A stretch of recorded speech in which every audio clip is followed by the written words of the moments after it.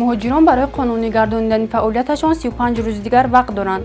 ҳукуматдорони Русия ба таваҷҷуҳи муҳоҷирони меҳнатӣ ва дигар шаҳрвандони Тоҷикистон мерасонад, ки барои қонунӣ гардонидани будубоши худ дар Федератсияи Русия онҳо танҳо 35 рӯзи дигар вақт доранд. шахсоне ки то санаи 10 сентябри соли 2025 ҳуҷҷатҳои худро ба тартиб намедароранд, аз қаламраи Русия ихроҷ карда мешаванд.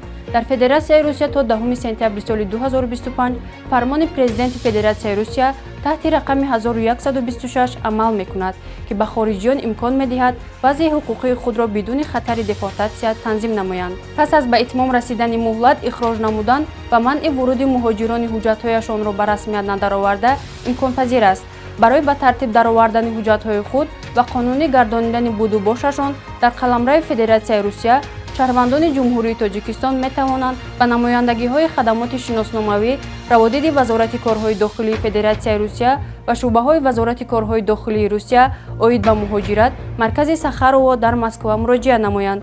Пардифен ҳаб ҳангоми дардисар, дарди буғум ва дандонҳо тавсия дода мешавад. Пардифен аз ширкати Вегафарм. Пардифен ҳабро аз дорхонаҳо пурсон шавед.